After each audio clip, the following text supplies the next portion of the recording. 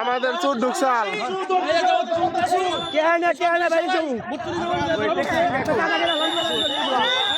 একবার রাতে রাতে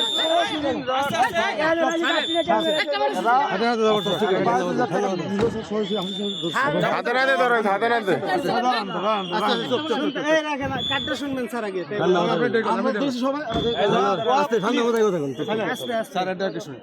আমার ডাকে শুনবেন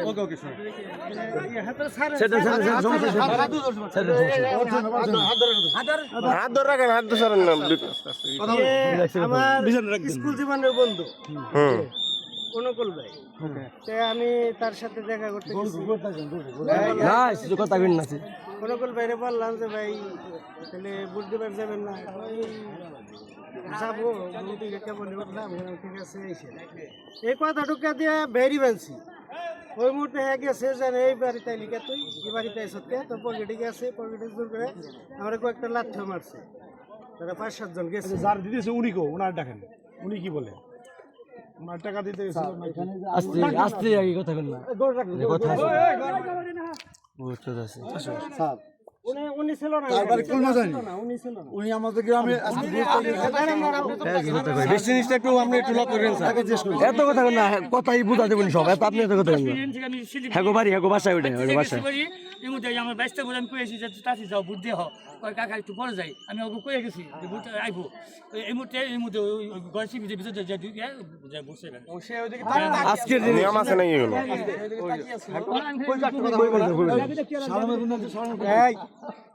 হাতে নাতে টাকা আছে হাতে নাতে ও দেখেন টাকা দেখেন বান্ডে টাকা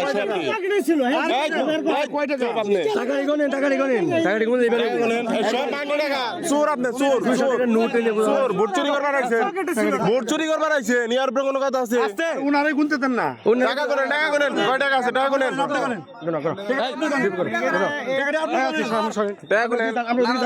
ভাই আপনি আপনার সরেন যারা 10 মামলা গুনেন টাকা করেন আপনার বাড়ি কই স্যারে বলতেছে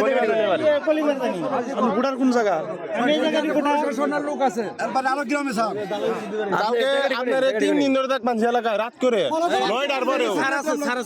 এত কথা বলতেছে ভাই এত কথা নেই এখানে তো কত বড় সিটার